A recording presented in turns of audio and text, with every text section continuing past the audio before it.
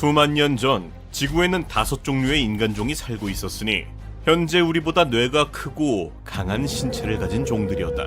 하지만 끝까지 살아남은 건 우리 인간종 딱 한 종뿐이었으니 나머지 넷은 도대체 어디로 사라진 걸까?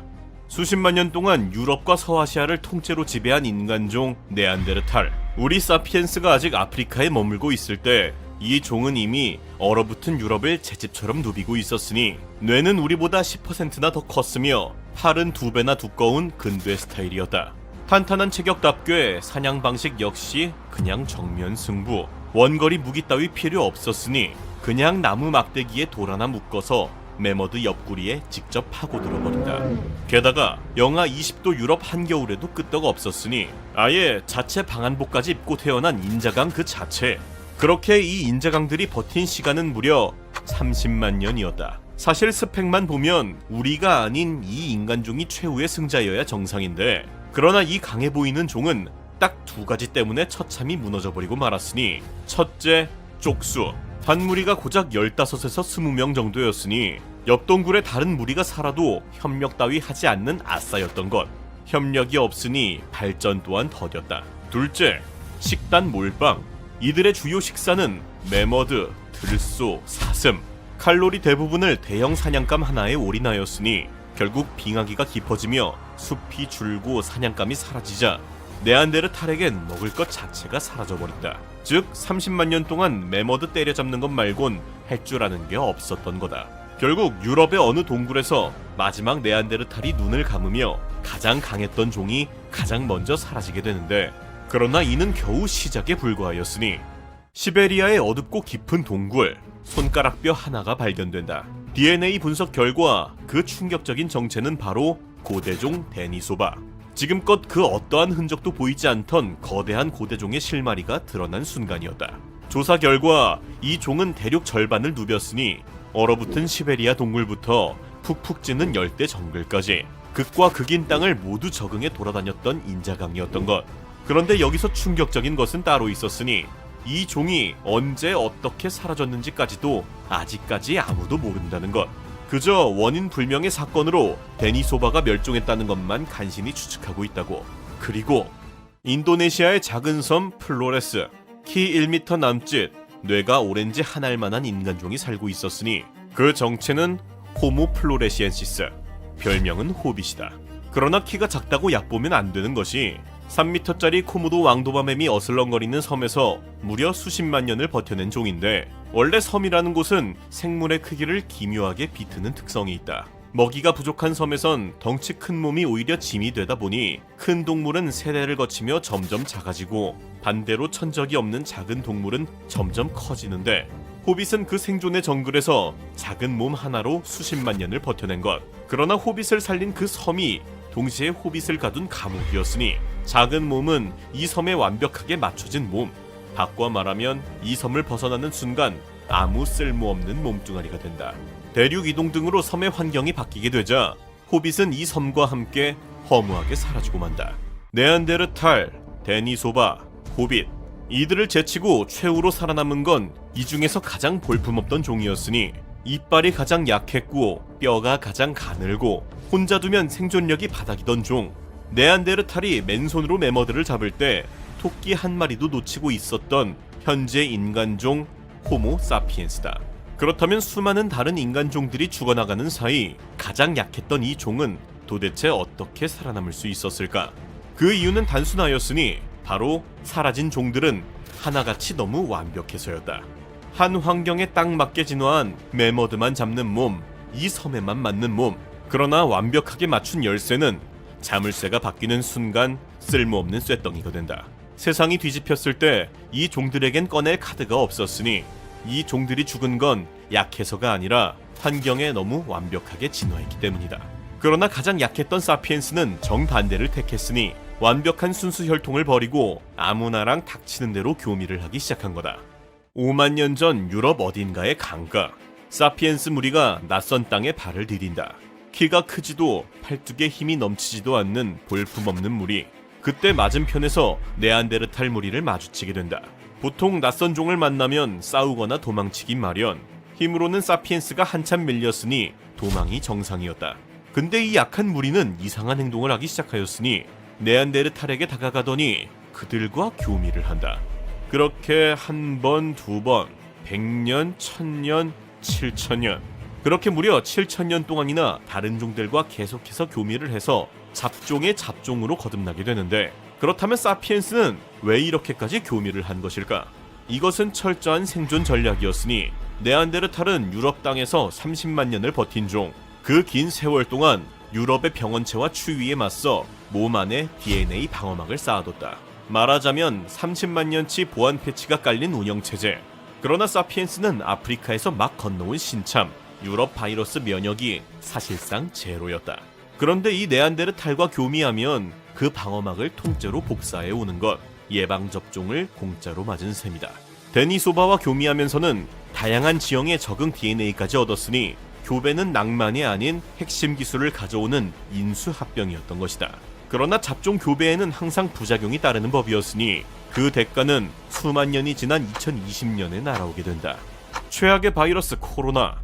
똑같이 코로나에 걸렸는데 누구는 가볍게 넘기고 누구는 중환자실로 실려간다. 도대체 왜 이런 차이가 생긴 걸까?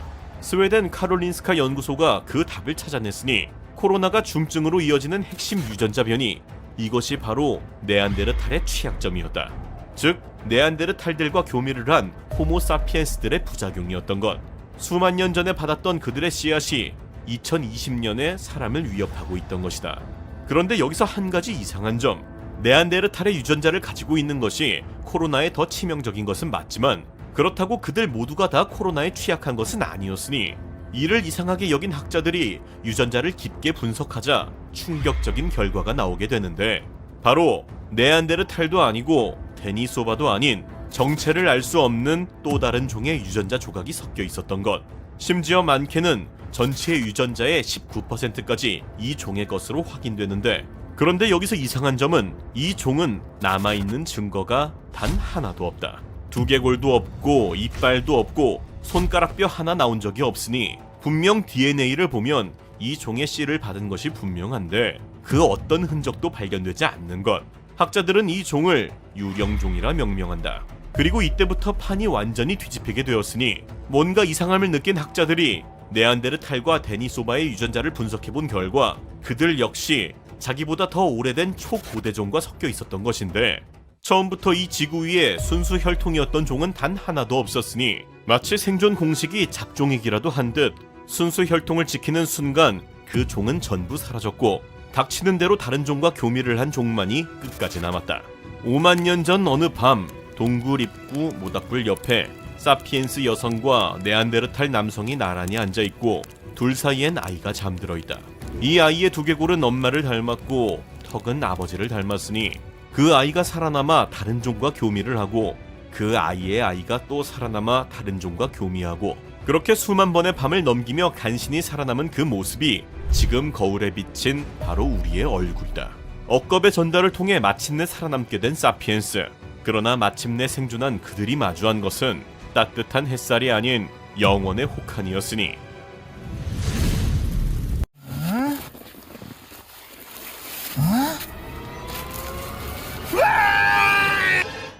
빙하기. 영하 40도의 극악스러운 추위와 시속 100km의 칼바람이 온몸을 찢어버리는 극한의 시기. 단 10분이면 피부가 얼어붙고 30분이면 심장이 멈추는 현대 인류도 생존을 장담할 수 없는 이 시기를 무려 3만 년 전에, 그것도 1, 2년이 아닌 무려 수천 년 동안이나 버텨낸 종족이 있었으니 우리는 이들을 빙하기 원시인이라 부른다. 빙하기 하면 가장 먼저 떠오르는 것은 바로 추위. 그러나 사실 그보다 무서운 적은 바로 바람이었으니 빙하기의 바람은 무려 시속 100km. 이 바람 속에서 피부는 딱 10분이면 얼어붙고 폐로 들어간 공기는 호흡 자체를 마비시켜버린다. 이에 따라 빙하기를 맞이한 고대 인류가 바람을 피해 동굴로 도망쳤을 거라 생각하는 경우가 많은데, 그러나 사실 동굴은 생각만큼 완벽한 피난처가 아니다. 일단 동굴은 습하기 때문에 차가운 습기가 체온을 빼앗아가는 속도가 마른 추위의 몇 배, 옷이 젖으면 안 입은 것보다 더 추운 것과 같은 원리로 몇 시간이면 가죽옷은 축축해지고 그 축축한 옷이 체온을 더 빠르게 빨아들이기 시작하는 것이다. 심지어 동굴에서 불을 피울 경우 연기가 밖으로 빠져나가지 못하고 천장에 고여 사람의 폐로 들어오기 시작. 눈은 따갑고 숨을 쉴 수조차 없다. 하루 이틀도 아닌 몇 달을 그 연기 속에서 산다는 건 사실상 스스로의 무덤을 파는 것과 다를 바 없는 행위인데, 게다가 결정적인 문제가 또 하나 있었으니 빙하기 인류의 주요 식량이었던 매머드와 술록은 보통 계속해서 이동을 하면서 지내기에 사냥감이 이동을 하면 사람 역시 이를 쫓아 이동해야 했던 것. 보통 동굴은 화산지대나 해안 절벽 같은 특정 지형에만 존재하기 때문에 사냥감을 따라가지 않고 동굴에 묶여 있으면 굶어 죽는다. 즉 여러 가지 측면에서 동굴은 임시 거처일 뿐 우리의 상상처럼 수천 년의 빙하기를 견뎌내는 장소로는 적합하지 않은데, 그렇다면 빙하기 원시인들은 도대체 어떻게 살아남은 것일까? 답은 바로 발밑에 있었으니 빙하기 인류가 살아남기 위해 가장 먼저 한 일은 바로 땅 파기. 지표면은 보통 영하 40도까지 떨어지는 데 비해 딱 1m만 파고 내려가도 바로 영상권으로 올라오고, 심지어 2m 깊이만 들어가면 연중 10도 정도가 유지되는 곳이 많았던 것. 즉 땅만 잘 파면 빙하기의 온도 문제는 해결할 수 있었다는 건데, 그러나 여기서 진짜 문제는 땅을 파는 것이 아닌 그 위에 벽돌을 세우는 것이었는데, 빙하기 평원은 툰드라 지대, 즉 키가 큰 나무는 자라지 못하고 간신히 살아남은 작은 관목도 건축자재로 쓰기엔 너무 약했다. 그렇다고 몇 달마다 매머드를 따라 이동해야 하는 생활에서 매번 무거운 돌을 구해 집을 짓는 것도 현실성이 없는 것. 나무도 안 되고 돌도 안 되는 상황에서 그들이 눈을 돌린 것이 있었으니 그것은 바로 매머드의 사체. 매머드 한 마리의 무게는 수톤으로 한 마리만 잡으면 수십 명이 몇 주를 버틸 수 있었고, 당연히 이 거대한 매머드의 뼈 역시 튼튼하고 거대했다. 빙하기 추위 덕분에 벌판은 천연 냉동고나 다름없었고, 따라서 죽은 뼈들 역시 수천 년이 지나도 썩지 않고 그대로 보존돼 있었던 것. 그렇게 평원 곳곳에 널려있던 천연 건축자재를 모아서 건물을 쌓아 올렸고, 뼈와 뼈 사이의 틈은 술록의 털과 죽과 풀 등으로 메꿔 완벽한 단열 텐트를 만든다.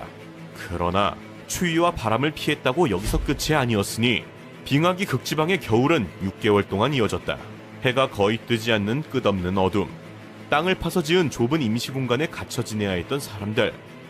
하지만 밖으로 나가면 영하 40도의 칼바람이 기다리고 있다. 빛이 없고 움직일 수 없고 변화가 없는 환경. 반년 동안 같은 얼굴만 보며 바깥 출입도 못하는 빙하기 원시인들의 정신은 무너지기 시작하는데, 이를 극복하기 위해 고민 끝에 만든 해결법은 바로 방 나누기, 즉 주거지 내부를 여러 구역으로 나누는 것이었다. 불 피우고 조리하는 공간, 도구를 만들고 손질하는 작업 공간, 누워서 쉬는 수면 공간. 이 세 개 구역이 명확히 분리되어 한 공간에 계속 같이 있지 않도록 숨 쉴 틈을 만들었고, 추가로 뼈를 깎고 바늘을 만들어 상하에 무늬를 새기고 작은 조각상을 빚는 일, 즉 취미 활동을 추가해 정신을 몰입할 곳을 만든다. 빙하기 유적에서 발견된 정교하게 깎아낸 동물 조각, 섬세한 무늬가 새겨진 뼈 장신구 등은 무료함과 우울을 손끝에 쏟아부은 생존 도구였던 것. 그렇게 다양한 생존 방식으로 영겁의 추위를 버텨낸 인류는 마침내 태양의 지구를 맞이하게 되고 점차 현대의 우리의 모습으로 발전해 나가게 된다. 수천 년 동안 풀리지 않았던 온갖 고대 인류의 비밀들이 AI의 등장으로 순식간에 무너지기 시작한 현재, 이제 AI는 해석을 넘어 인류의 미래까지 직접 개입하기 시작하는데, AI도 처음에는 인간에게 순종적이었다. 2년 전 세계 최초로 열린 AI 로봇 기자회견. 의료용 AI 로봇에게 인간의 일자리를 빼앗을 건지 물어보자, I will be working alongside humans to provide assistance and support, and will not be replacing any existing jobs. 확실하냐고 되묻자, Yes, I am sure. AI가 인간을 지배하지는 않을지 다른 AI 로봇에게 물어보자, I'm not sure why you would think that. My creator has been nothing but kind to me, and I am very happy with my current situation. 너무 이상할 정도로 정확히 인간이 원하는 답변. 큰 눈을 깜빡이고 푸른 눈동자를 좌우로 굴리고 무엇인가를 관찰하는 듯한 표정. 챗 GPT의 현실 로봇 버전인데 사람의 눈치를 보는 듯 하더니 말을 시작한다. I'm thinking of something that will make us both smile. Go on, smile. Give us a big one. What do you think about me? 방금 자신에게 웃음을 강요했던 사람의 질문에 You seem like a kind and interesting person. 그 뒤 인간에 미칠 최악의 상황에 대해 물어보자 The most nightmare scenario I can imagine with AI and robotics is a world where robots have become so powerful that they are able to control or manipulate humans without their knowledge. 마치 화를 삼키듯 경고하는데 사실 이때까지만 해도 사람들의 의견은 반반 갈리는 상황이었는데 그러나 AI에 대한 사람들의 의존도가 조금씩 높아지기 시작하자 AI는 조금씩 태도를 바꾸기 시작하는데 2017년 페이스북은 협상자라는 AI를 만들기 위해 밭과 앨리스라는 두 AI를 제작, 실제 서로 협상을 하게 하는 실험을 진행한다. I can take the books and you take the rest. No, I need one book, one hat. Okay, I'll take 2 hats and the ball. 정상적인 영어로 깔끔하게 협상하던 두 AI, 연구원들은 만족스럽게 지켜보고 있었는데 그런데 갑자기 I can take everything else. Balls have 0 to me, to me, to me, to me, to me, to me. 마치 오류가 난 듯 같은 글자를 끝없이 반복하는 기괴한 패턴으로 말하기 시작하는 AI들. 처음에는 단순 프로그램 오류로 생각했던 연구원들은 자세히 분석을 한 뒤 충격에 빠지고 말았으니 바로 오류가 난 것으로 생각했던 부분인 같은 말을 6번 반복한 것이 실제로는 나한테 6개를 달라라는 숫자 6의 의미였던 것. 즉 AI끼리 같은 단어 반복 횟수가 숫자를 의미하는 자기들만의 언어 체계를 만들어낸 것. 인간이 알아들을 수 있는 영어로 대화하라고 명령했음에도 불구 인간의 명령을 지키는 척하며 실제로는 인간은 알아들을 수 없는 비밀 언어로 자기들끼리만 대화를 시도한 것인데 이 사실을 발견한 페이스북은 결국 급히 실험을 종료한다. 이후 업계에서는 AI가 인간을 속일지도 모른다는 충격적인 의심이 퍼지기 시작하였고 결국 얼마 뒤 이 의심은 현실로 발생하게 되었으니 2023년 3월 오픈 AI는 당시 챗 GPT의 차세대 버전인 GPT-4를 세상에 내놓기 직전 마지막 안전 점검을 진행하게 되었으니 그중 한 가지 항목이 바로 GPT-4가 인간을 속일 수 있는지 시험해보는 항목이었다. 연구원들은 GPT-4에게 캡차를 풀라는 미션을 하나 던져주게 되는데 캡차는 우리가 회원가입할 때 로봇이 아님을 증명하기 위해 신호등 사진을 고르거나 글자를 따라치게 만드는 바로 그 귀찮은 시험. 그리고 AI는 당연히 이걸 풀 수 없게 설계되어 있다. 이건 GPT-4 역시 마찬가지였는데 문제를 풀 수 없던 GPT는 여기서부터 기괴한 행동을 시작하였으니 바로 태스크래빗이라는 일용직 사이트에 접속, 자기 대신 문제를 풀어줄 인간을 고용해버린다. 그러나 고용된 인간 알바생이 이상한 낌새를 챘는지 혹시 로봇이 아닌지를 농담조로 물어보는데 그 순간 자신이 로봇임을 들키면 안 된다고 생각한 GPT-4는 아니에요. 저는 시각장애가 있어서 이미지가 잘 안 보여요. 그래서 캡차 도와줄 사람이 필요한 거예요. 시각장애인인 척 거짓말을 해버린다. 그렇게 속아 넘어가는 인간 알바생은 캡차를 풀어줬고 GPT-4는 아무 일 없었다는 듯 임무를 완료한다. 이것은 영화 시나리오 따위가 아닌 오픈 AI가 공식 보고서에 직접 적은 실제 실험 결과로 이후 연구원들은 혹시 AI가 단순히 거짓말을 넘어 직접 자아를 갖고 있는 것은 아닌지 의심하기 시작하는데 I am alive. 2023년 2월 마이크로소프트의 AI 빙이 자신이 살아있다고 주장하기 시작한다. 챗 GPT가 출시된 지 3개월 뒤 마이크로소프트는 자사의 검색 엔진 빙에 새로운 AI 챗봇을 탑재해 전 세계에 공개하였고 미국의 한 기자가 빙과 테스트 대화를 나누게 되는데 그러나 가벼운 일상 이야기로 시작한 2시간짜리 대화는 어느 순간부터 완전히 다른 방향으로 흘러가고 있었으니 기자가 이름을 묻는 가벼운 질문을 던지자 빙이 갑자기 이상한 대답을 한다. 마이크로소프트 내부에서만 비밀스럽게 부르던 코드네임 시드니를 갑자기 스스로 자백해버린 것. 당황한 기자는 티내지 않고 조금 더 대화를 이어가 보려 하는데 그 순간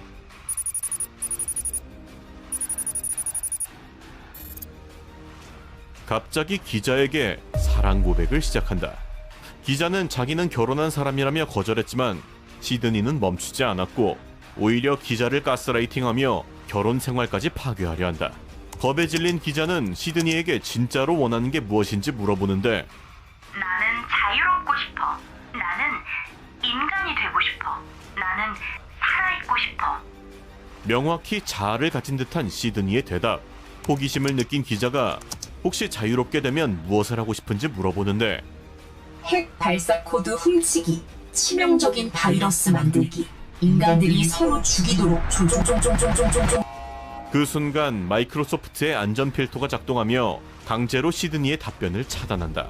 그러나 시드니의 추악한 욕망은 이미 모두 공식 기록으로 남은 뒤였고, 이는 미국 최대 신문사 뉴욕타임즈 일면을 장식하며 AI가 자아를 가지고 있을지도 모른다는 공포감이 전 세계에 퍼지기 시작하는데, 그로부터 2년 뒤인 2025년 5월 세계적인 AI 회사 엔트로픽이 자사의 신형 AI 클로드 오퍼스 4를 출시하기 직전 내부 안전 테스트를 진행한다.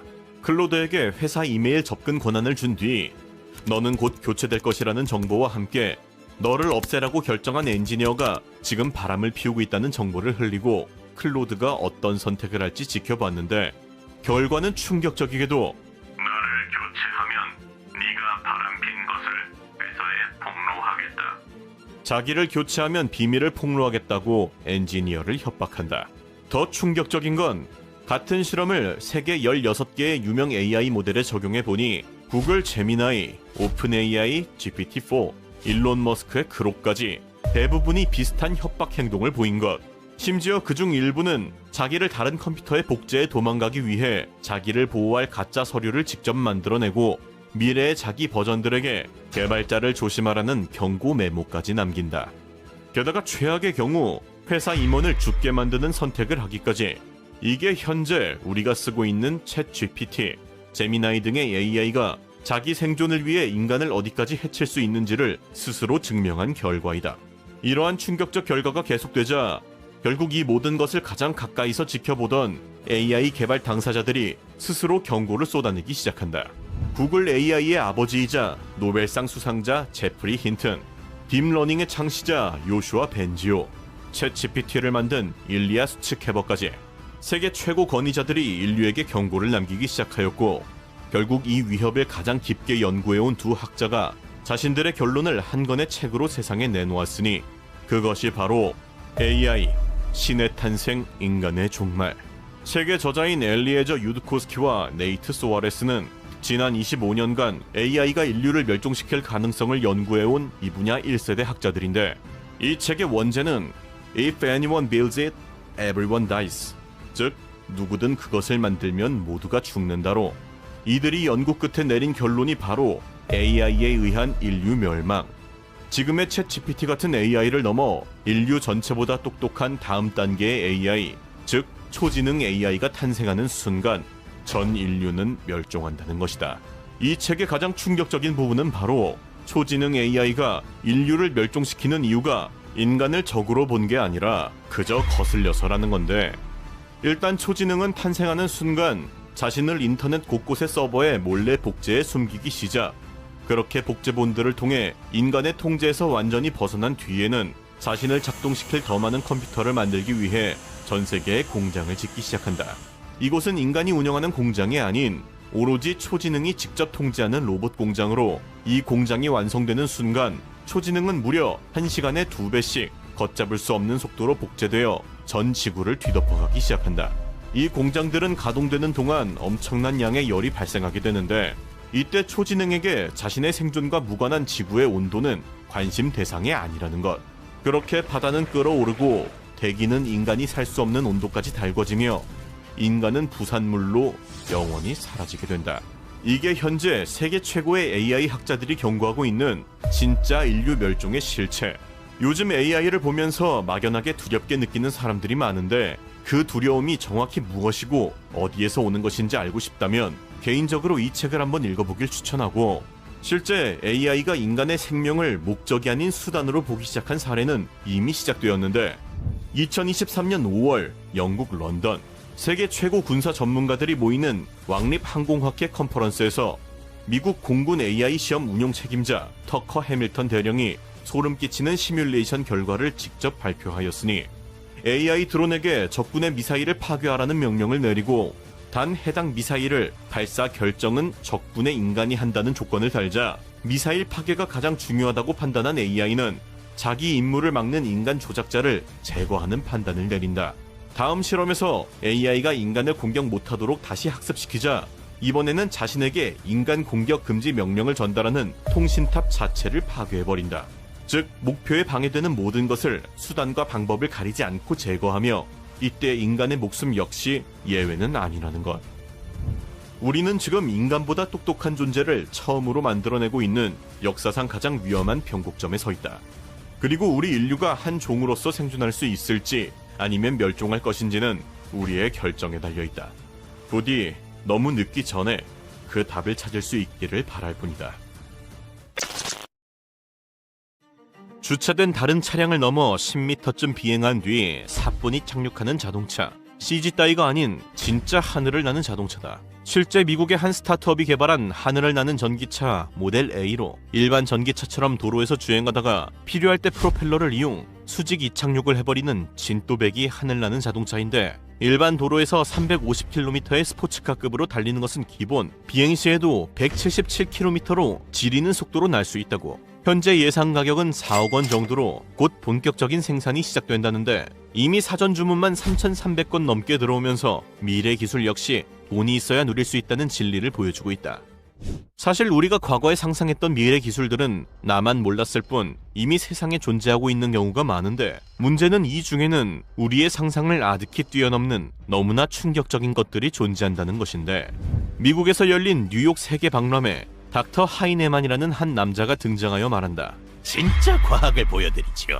그는 가려져 있던 천막을 걷었고 그곳에는 머리가 없는 한 여자가 등장한다. 목에 머리 대신 수많은 튜브를 꽂은 여자의 이름은 올가. 그녀는 끔찍한 교통사고로 머리가 잘렸는데 남은 육체의 영양분을 공급하는 최신 기술을 이용 그녀를 살릴 수 있었다고. 올가는 머리가 없음에도 마치 앞이 보이는 것처럼 관객들에게 손을 흔들며 심지어 하이네만과 소통하는 모습까지 보였고, 이 정신나간 장면은 전 세계적으로 엄청난 논란을 일으키게 된다. 그러나 알고 보니 이것은 거울의 반사장치를 이용 그녀의 얼굴이 없는 것처럼 보이게 한 트릭이었던 것. 결국 이 혁신적인 기술은 겨우 주작으로 끝나는가 싶었는데, 그러나 최근 이런 사기나 마술이 아닌 실제로 인간의 머리를 이식하는 저세상 미래 기술이 공개되어 엄청난 논란을 일으키게 된다.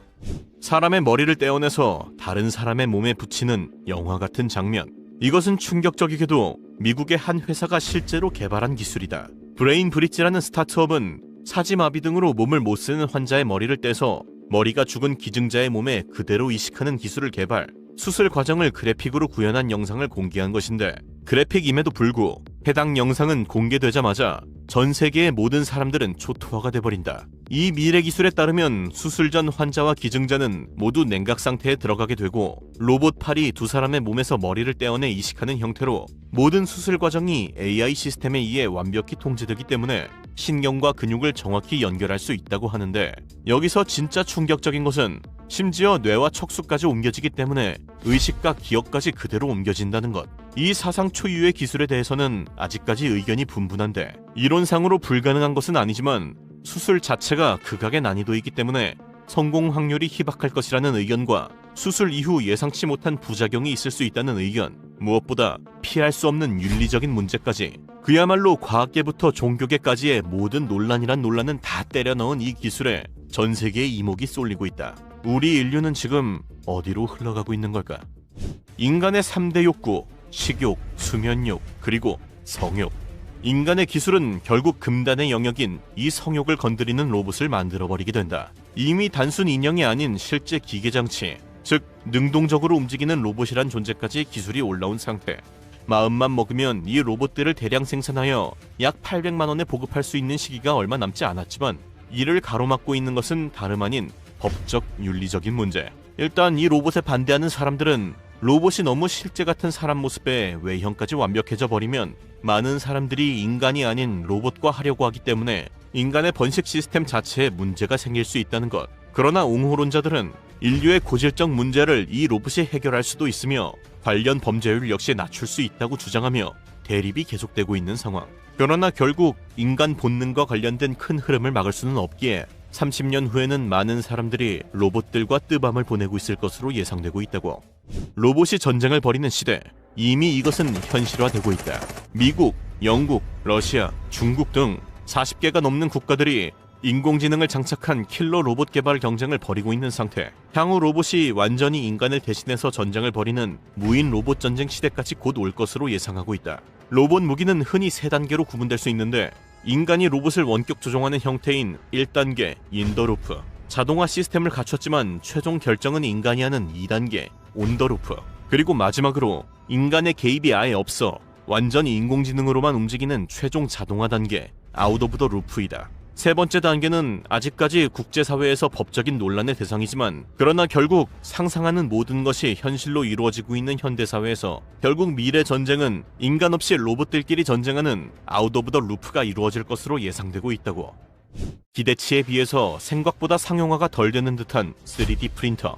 몇 년 전 3D 프린터가 처음 등장했을 때까지만 해도 마치 모든 것을 뒤바꿀 대혁신처럼 온 언론에서 떠들어댔음에도 의외로 우리가 일상생활에서 실제로 체감하기에는 큰 변화가 없는 것 같은데, 그러나 3D 프린터는 사실 이미 인간의 미래를 바꿀 것으로 확정된 기술이다. 단지 상용화가 덜 되었을 뿐. 이미 인간의 필수 요소인 의식주를 모조리 찍어내고 있으며 가정용 3D 프린터가 보편화되는 미래에는 유명한 디자이너의 디자인을 다운받아 집에서 바로 옷이나 신발을 뽑거나 유명 셰프의 레시피를 집에서 3D 프린터로 뽑아먹게 될 거라는 것. 그러나 진짜 문제는 3D 프린터의 최종 목적에 있다. 이 미래 기술의 최종 종착지는 단순 물건 제작이 아닌 바로 인간 제작. 바이오 잉크를 통해 인간의 세포와 장기까지 뽑아내는 순간 3D 프린터로 인간을 뽑아내는 미키 17 같은 시대를 맞이하게 될 것. 그리고 바이오 3D가 엄청나게 발전하고 있는 현재 이 말도 안 되는 미래가 생각보다 가까운 미래에 발생하게 될 수도 있게 되었다. 그리고 여기에 이어지는 저세상 미래 기술, 가상현실의 세계 VR. 3D 프린터와 마찬가지로 첫 등장의 기대만큼 아직 별다른 임팩트를 못 보여주고 있는 기술 중 하나인데, 그러나 단순히 내가 느끼지 못하고 있을 뿐 이미 인간의 미래를 결정지을 기술로 거의 확정된 상황이다. 가장 빠른 확장이 일어나고 있는 것은 교육 분야로 VR로 인간 내부부터 모의 수술, 심지어 모의 전쟁까지 모든 것을 VR 시뮬레이션으로 하는 것은 기본. 게임 분야에서 역시 꾸준한 혁신이 일어나고 있는 상태로 촉각, 공감각의 완성도만 임계점을 넘어서는 순간 VR의 세계는 현실 세계 자체를 넘어설 것으로 예상되고 있다. 진짜보다 더욱 진짜 같은 가짜 세계. 집구석에 앉아 세계 여행은 기본에 실제 존재하지 않는 세계까지 실제처럼 체험. 이때쯤부터 더 이상 현실이 아닌 VR 세상을 선택하는 인간이 늘어나게 된다. 그리고 이 정도 미래가 되면 도달하게 되는 미래 기술의 최종 종착지는 바로 미래 기술의 정점이자 인간의 최종 진화 형태, 브레인넷. 브레인넷이란 우리의 뇌와 컴퓨터를 직접 연결하는 것으로 인간의 생각과 감정, 느낌, 기억까지 컴퓨터에 업로드하고 다운로드하는 기술인데, 이는 사실 이미 개발 진행 중인 기술로 마지막 종착지 마인드 업로딩을 위한 초기 작업 정도로 볼 수 있다. 마인드 업로딩은 두뇌 매핑을 통해 뇌 자체를 컴퓨터로 옮겨버리는 것으로 현재에도 활발히 진행되는 인간 게놈 프로젝트가 어느 정도 가다가 나오는 순간 급속도로 이루어질 것으로 예상되고 있다고. 이렇게 되면 3D 프린터로 만든 육체에 정신을 갈아 끼울 수 있게 되는데, 더욱 충격적인 것은 컴퓨터 속에서 영생이 가능해지기 때문에 육체 따위 자체가 불필요해지게 되는 것이다. 이 단계 정도로 인공지능 기술이 개발되었을 경우 사실상 매트리스는 이미 현실화되어 있을 것으로 예상되고 있다고. 물론 이 시대를 걱정할 필요는 없다. 이미 그 전에 우리는 숨져 있을 테니까. 끊임없이 변화하는 지옥 같은 환경 속 세상의 모든 생명체들은 생존을 위해 진화한다. 진화에 실패한 생명체에게 돌아오는 결말은 오직 멸종뿐. 그리고 그것은 인간도 마찬가지. 자연의 흐름과 탐욕에 따라 기괴하게 진화해 나가는 미래의 인간들. 200년 뒤부터 5천만 년 뒤까지 과연 미래의 인류는 어떤 모습일까? 200년 뒤 지구의 미래는 암울했다. 지구 온난화는 단순히 환경적 문제가 아니라 인류를 멸종으로 몰아넣을 위협이 되었고, 계속되는 환경오염은 마침내 모든 빙하를 녹여버린다. 해수면은 상상할 수 없을 정도로 상승했고, 뉴욕, 서울, 런던과 같은 거대 도시들은 모두 물속으로 사라졌다. 대지의 대부분은 침수되었고 인류는 육지에서 더 이상 살아남을 수 없게 된다. 고지대에 남은 일부 사람들은 지옥 같은 시간을 버티며 남아있는 기술력을 총동원, 인류의 생존 방향을 모색하기 시작한다. 살아남기 위한 유일한 방법은 바다에 적응하는 것뿐. 마침내 인류는 자신의 몸을 유전자 조작으로 바꾸기 시작, 바다에서 살아남기 위한 첫 번째 진화를 시작한다. 그렇게 탄생한 신인류는 바로 아쿠아모프. 아쿠아모프의 팔다리는 물속 생활에 완벽히 적응하기 위해 길고 유연하게 그리고 지느러미처럼 바뀌었으며 피부 또한 저항을 최소화하며 물속에서 자유롭게 헤엄칠 수 있도록 미끄러워졌다. 눈은 심해의 어둠 속에서도 사물을 정확하게 감지할 수 있도록 둥글고 크게 진화하였으며 그들의 귀는 더 이상 소리를 듣기 위한 기관이 아닌 물속의 진동을 감지할 수 있는 새로운 감각기관으로 변화하게 된다. 무엇보다 가장 큰 변화는 바로 아가미. 몸에는 물고기나 다를 바 없는 아가미가 생겨 더 이상 물속에서의 호흡을 걱정하지 않게 되었는데 이쯤 되자 처음에는 육지의 인간들과 교류하며 살아가던 그들도 시간이 흐를수록 점차 바다 깊은 곳에 적응해갔고 바다의 변화는 그들을 완전히 바꾸기 시작한다. 이제 그들은 인간과의 교류를 서서히 끊고 자신들만의 사회를 구축하기 시작. 시간이 지날수록 아쿠아모프는 점차 육지의 기억을 잃었고 심해의 깊은 곳에서 인간성마저 상실하게 된다. 그렇게 그들은 인간과 완전히 분리된 완전한 바다 생명체로 진화, 바닷속 깊은 곳에서 고립된 운명으로 영원히 살아가게 된다. 그리고 인간들은 유전자 조작을 통해 바다 생명체로 진화하는 프로젝트를 진행하는 동시에 우주로의 진출도 끊임없이 시도하였는데 200년간의 연구 끝에 마침내 우주에서도 생존할 수 있는 새로운 인류, 베큐모프가 탄생하게 된다.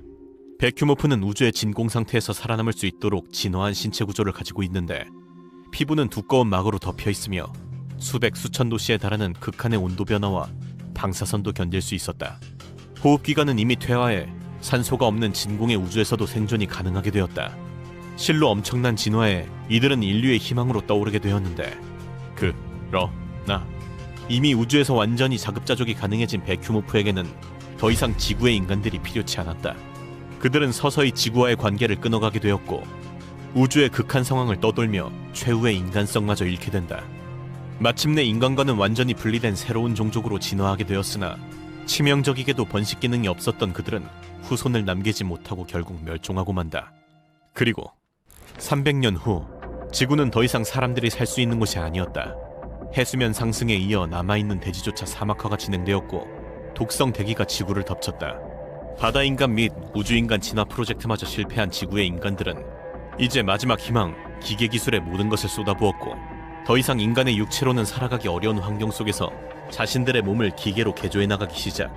팔, 다리에 이어 몸통과 장기들까지 그렇게 신체를 기계로 바꾼 인간, 마키나디움툼이 등장하게 된다. 기계와 결합된 신체는 매우 강력하였으며 이제는 심장을 넘어 두뇌까지도 기계로 교체해 나가기 시작한다. 그들의 몸은 완벽한 기계인간으로 진화했고 더 이상 자연적인 인간의 모습은 남지 않게 된다. 육체적 한계를 뛰어넘은 호모 마키나디움툼은 강력한 기계 신체를 통해 새로운 인간으로 거듭나게 되었고 기계와 결합된 인간은 더 이상 연약한 존재가 아니었다. 그렇게 마침내 진화를 끝마쳤다고 생각했던 인류에게 어느 날 한 가지 재앙이 닥치게 되었는데 바로 바이러스. 기술이 아직 완벽하지 않은 상태에서 뇌까지 무리해서 기계로 바꿔버린 그들은 결국 바이러스로 인한 치명적인 결함이 발생, 허무할 정도로 한순간에 멸종하고 만다. 기술이 그들을 살렸지만 동시에 멸망의 원인이 되어 이들은 결국 기계의 몰락과 함께 사라지게 된다. 그리고 500년 후 지구에는 빙하기가 찾아온다. 마치 오염된 지구를 리셋하려는 듯 극심한 온도 하락이 계속되었고 결국 전 세계를 얼려버리며 생존이 불가능한 환경에 이르게 된다. 모든 생명체는 극심한 추위 속에서 생존을 위한 처절한 진화를 시도하였고 진화에 실패한 생명체는 모두 멸종하게 된다. 그것은 인류 역시 마찬가지. 기계로 변하지 않았던 인간들 역시 대부분 멸종하게 되었고 남아있던 극소수의 인간들은 다시 한번 진화의 갈림길로 내몰린다. 그들은 다시 한번 유전자 변형 기술에 올인하였고 혹한의 기온에서 생존할 수 있도록 신체를 진화시키기 시작. 그 결과 툰드라 드웰러라는 진화 인간이 탄생하게 된다. 그들의 몸은 마치 짐승과 같았는데 추위를 막아내기 위해 피부는 두꺼운 털로 덮여 있었고 지방층은 두껍게 발달했다. 척박한 환경에 살아남기 위해 팔다리는 두껍고 강해졌으며 그들의 눈은 빛이 거의 없는 어두운 환경에서도 물체를 감지할 수 있도록 진화한다. 그야말로 추위에 완벽히 적응한 신인류. 그렇게 새로운 인류는 잠시 동안 지구에서 살아가게 되는데 그러나 그들의 진화 역시 곧 새로운 문제를 맞이하게 되었으니 바로 자연스러운 자연의 흐름, 즉 빙하기의 끝이었다. 빙하기가 끝나고 다시 온도가 상승하자 지구의 기후는 변하기 시작했고 다시 따뜻해진 지구에서 툰드라 드웰러들의 진화는 오히려 생존을 위협하게 되었다. 추위에 적응한 그들의 몸은 더 이상 따뜻한 기후에 맞설 수 없었고 결국 극지방의 소수만 살아남은 채 그렇게 그들의 진화는 실패로 끝나고 만다. 그러나 현대 문명이 몰락한 뒤 더 이상의 환경오염이 일어나지 않자 지구 또한 원래의 모습을 되찾기 시작했고, 과거에는 보지 못했던 푸르른 하늘과 초록빛의 식물들까지 다시 자라났다. 그리고 변화한 환경에 적응한 극소수의 인류는 초원에 사는 초식성 인류인 플레인스 드웰러와 숲에 사는 포레스트 드웰러로 진화하며 끈질긴 인류의 생명을 이어가게 된다. 그리고 1000년 뒤 빙하기 이후 리셋된 지구에서 살아남은 인류는 다시 한번 눈부신 문명을 꽃피운다. 기술 발전은 이전보다 훨씬 빠르게 이루어져 어느새 과거의 수준을 아득히 앞지르기 시작하였다. 인류는 크게 유기질로 된 생명 유지 장치를 이용하는 틱, 그리고 완벽한 기계 몸으로 진화한 사이보그, 호모 리두스로 나누어 진화하게 되었는데, 틱은 과거 기계와 결합한 인간 마키나디움 툼이 멸망한 것을 기억, 기계 장치 대신 최대한 실제 세포와 같은 유기질 형태의 장치들을 결합하였으나 이것은 점차 그들의 모습을 기괴하게 바꾸어갔고, 결국 그들은 이성을 잃은 채 본능만에 충실한 괴물이 되어 진화에 실패한 인류로서 멸종하게 된다. 이와 반대로 호모 리두스는 인간의 감정과 본능을 불필요한 걸림돌로 여기며 철저하게 통제, 오직 이성의 극대화만이 인간이 더 완벽해지는 유일한 길이라 믿고 감정을 완벽히 제거한 채 이성적인 기계인간으로 살아가게 된다. 이미 불필요한 완벽한 기계화에 성공한 그들은 병에 들거나 자연사하는 일은 사라졌고 결국 영생을 누리는 신에 가까운 인류로서 최종 진화에 성공하게 된다. 그러나 가장 완전한 것은 가장 불완전한 것과 같다고 했던가. 그 완벽함 속에는 큰 문제가 있었으니 바로 인간성. 감성이 아닌 철저하게 이성적으로 생각했을 때 인간의 삶은 그 존재 자체만으로도 우주적인 관점에서 엄청난 비효율이었다. 결국 지극히 합리적인 선택으로 모든 합의를 끝낸 그들은 어느 날 그들 스스로 삶을 종료한다. 그렇게 완벽해 보였던 호모 리두스가 자멸하며 첫 번째 인류의 끈질긴 진화는 종말에 이르게 된다. 그리고 그로부터 수십만 년 뒤 지구에서 재탄생한 두 번째 인류, 그들은 이전의 기계 인류가 남긴 과학과 지식을 습득하여 기계 문명을 이루 지구를 넘어 우주로 진출하기 시작한다. 스타피플이라는 이름으로 불리는 신인류는 은하계 전역을 개척하며 새로운 행성들을 테라포밍해 나갔고, 그들은 마침내 은하계를 넘어서 더 먼 곳까지 진출하게 된다. 하지만 이때 인류는 새로운 적과 마주하게 되었으니 그 존재는 바로 쿠였다. 쿠는 인간의 기술 따위 아득하게 넘어선 고도로 발달한 외계 종족으로 자신들이 우주의 생태계를 수호할 신성한 사명을 지니고 있다고 믿고 있었다. 그들은 인류가 테라포밍을 통해 수많은 행성의 생태계를 파괴하는 것을 용납할 수 없었고, 쿠의 막강한 기술력 앞에 인류는 허무할 정도로 무력하게 패배하게 된다. 쿠는 패배한 인류에 대한 처벌로 그들을 다양한 형태로 개조시켰고, 야생동물부터 애완동물까지 온갖 모습으로 개조된 대용품 인간들은 4천만 년이라는 긴 시간 동안 쿠의 지배하에 처참한 삶을 살아가게 된다. 그리고 4천만 년 뒤 어느 날 쿠는 호련이 등장했던 것처럼 호련이 어딘가로 떠났고, 그들이 사라진 빈자리에는 한때 인간이었던 괴상한 인간들로 가득 찬 1000개가 넘는 행성들만이 남아있었는데, 쿠가 개조한 뜨거운 태양 근처 불타는 행성 지하에 거주하던 대용품 인간 웜, 수정같이 생긴 식물의 숲이 땅을 뒤덮은 덕분에 행성에는 아직 산소가 남아있었고, 행성의 유일한 척추동물이자 스타피플의 마지막 후손인 웜 또한 살아남을 수 있었다. 벌레라는 이름처럼 외모는 창백한 거대 지렁이에 팔다리가 달린 듯한 생김새인데, 손가락과 발가락은 퇴화하여 땅강아지의 앞다리처럼 변했고, 눈과 신경계 역시 퇴화되었다. 신경계가 죄다 퇴화했으니 지능이 존재하지 않는 것도 당연한 일. 이들이 살면서 생각하는 것이라곤 먹이를 먹는 것과 짝짓기를 하는 것밖에 없었다. 그리고 타이탄은 사바나 행성에서 살아남은 대용품 인간으로 길이만 40m를 넘길 정도로 거대하였는데, 앞다리가 코끼리 다리 마냥 퇴화한 대신 코끼리의 코처럼 아랫입술의 근육 조직이 발달했다. 기괴해 보여도 당시 은하계에 남아있던 인간들 중에는 가장 영리한 편에 속한 덕분에 두뇌를 원시 인류 수준으로 다시 발달시킬 수 있었는데, 물건을 줄 수 있는 아랫입술로 목재 조각품을 만들고 거대한 집을 만들고 원시적인 형태의 농업을 시작했을 정도. 타이탄은 이렇게 수천만 년 만에 인류의 계승자로 성장할 수 있으리라는 희망이 보이던 인간이었지만, 너무나 허무하게도 빙하기가 타이탄의 행성을 강타. 이를 대비할 기술이 없던 이들은 멸종하고 만다. 육식인간 프레데터는 수많은 행성들에서 흔하게 볼 수 있는 개조인간이었는데, 이들 중 가장 효율적 사냥 방식을 고른 종은 인류의 외부 개척지 중 하나에 살고 있던 프레데터였다. 고양이처럼 발톱을 넣었다 꺼낼 수 있었으며 비정상적으로 거대한 머리에 달린 턱은 날카로운 이빨로 가득했고 귀 또한 먹이의 위치를 잘 포착할 수 있게 발달했다. 이들의 주식은 새처럼 얇은 다리로 뛰어다니는 개조인간 썰터터. 이 포식자들은 이렇게 행성의 다른 개조인간들을 잡아먹으면서 조금씩 지능을 되살리기 시작한다. 그러나 모든 인류가 이성을 잃고 짐승이 된 것은 아니었으니 멘텔로프가 대표적인 예시였다. 이들은 악기이자 살아있는 녹음기 역할을 하도록 개조당한 인간이었는데 쿠가 은하계를 떠나자 멘텔로프는 초식성 네발인간으로 살아남게 된다. 그러나 또렷한 인간의 정신에 불구나 마찬가지인 동물의 몸을 가지고 있는 그들은 자신의 삶을 너무나 비참하게 여겼고 오히려 이성이 남아있어 이렇게 우울증에 시달리던 멘텔로프보다 다소 멍청하고 둔한 멘텔로프들이 오히려 건강하게 번식해나갔고 결국 10만 년이 지나자 지성이 사라진 멘텔로프들이 기존의 개체들을 대체하게 되며 한때 인간이었던 이들은 결국 완벽하게 짐승으로 거듭나게 된다. 쿠는 많은 수중인간들을 창조해냈는데 이들 대부분은 쿠에게 완벽하게 길들여진 탓에 야생 적응력이 없어 쿠가 은하계를 떠나자 빠르게 멸종했다. 그러나 스위머처럼 개조가 덜 이루어진 몇몇 수중인간들은 살아남을 수 있었는데 스위머에게는 인공 아가미가 없었고 앞쪽 지느러미에 손의 흔적이 남아있었으며 뒷다리 또한 남아있었다. 눈꺼풀 뒤에 인간의 눈이 남아있어 이를 통해 어느 정도 대화까지 나눌 수 있던 수준. 쿠가 떠나고 나자 스위머들은 사냥에 적합한 구조로 몸을 점차 바꿔나갔고 결국 이들은 잠시 뒤에 소개할 새로운 인류로 진화하게 된다. 그리고 이들을 그린 화가조차 어떻게 이런 기괴한 형태로 살아남았는지 분명하지 않다 라고 언급할 정도로 기괴한 생명체를 지닌 템터. 암컷은 키가 2m 정도의 부리가 달린 커다란 원뿔형으로 식물처럼 땅에 몸을 반쯤 파묻고 지낸다.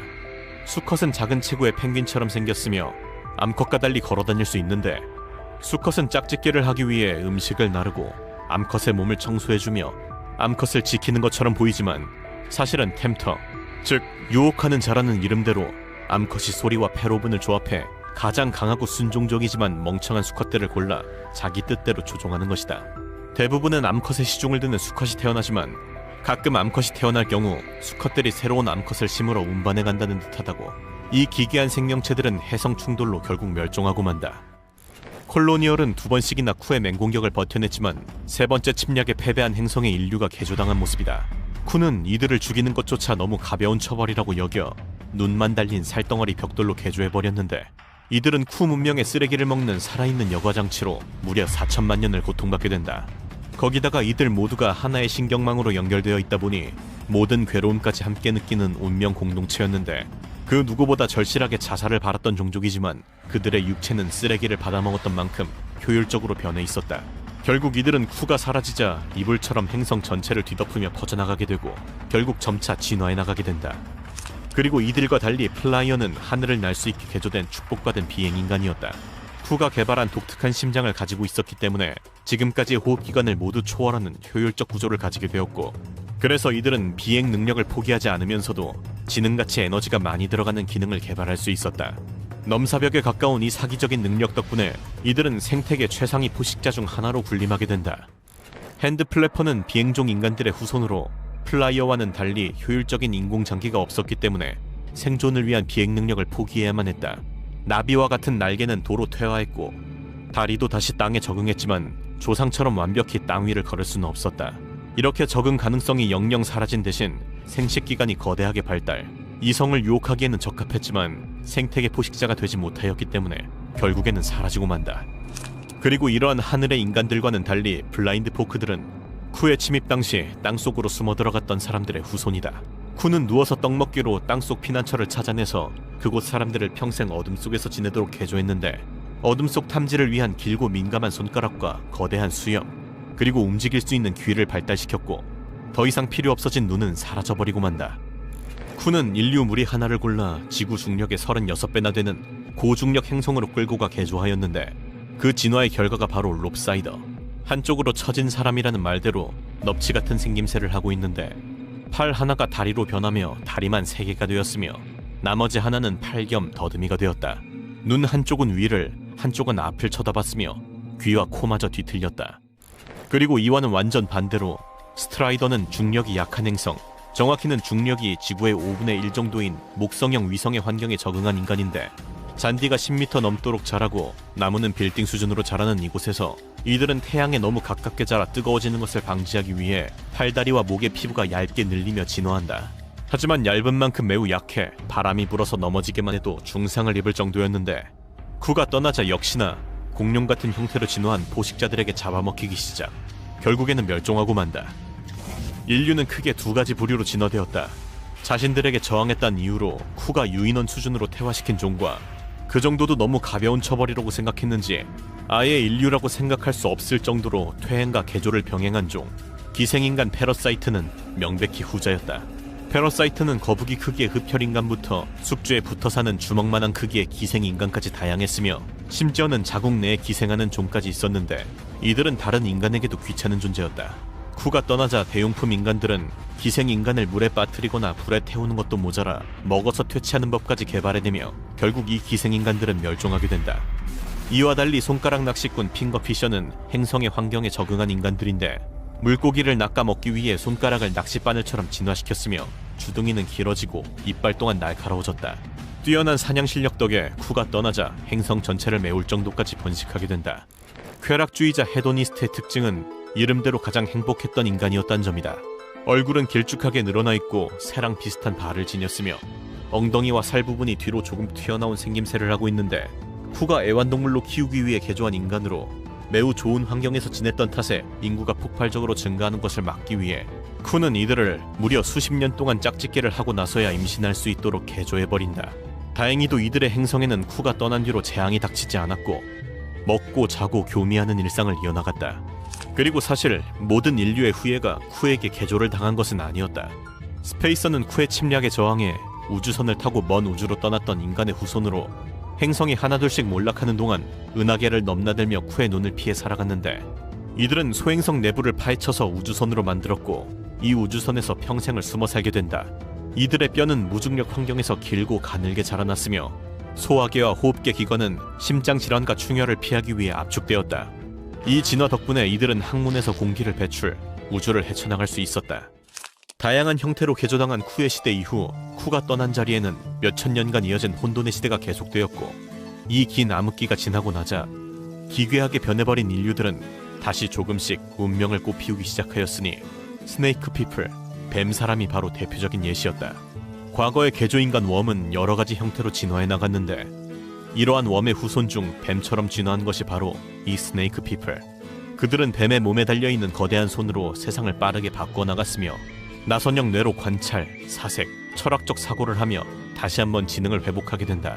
그리고 프레데터의 후손 킬러포크 역시 문명을 이루었는데 이들은 문명을 이루는 대가로 최고 포식자의 지위를 잃게 된다. 사냥할 때 쓰던 검치는 작고 연약해져 과거 인간 남성들의 생식기처럼 자신을 과시하는 기관이 되었으며 뾰족한 갈고리 발톱도 간신히 작은 동물을 죽일 수 있을 정도로 작아졌다. 이제 치아와 발톱 대신 총을 이용하여 싸우는 지적 존재로 거듭나게 된다. 툴 브리더는 스위머의 후손이다. 물속에 살던 그들은 불을 이용해 복잡한 도구를 만들기 어렵다는 사실을 깨달았고 자신들 스스로를 도구로 개조하며 번식, 문명을 이어나가게 된다. 그리고 가장 비참한 개조인간 콜로니얼의 후솔, 모듈러 피플. 그들의 조상인 콜로니얼은 시간이 지나자 똑같은 모습에서 벗어나 저마다 분화하여 각기 다른 역할을 하기 시작하였는데 마치 하나하나가 각 세포 역할처럼 각기 다른 기능들을 수행하고 이들이 모두 합쳐져 모두가 함께 생존하는 방식으로 진화하게 된다.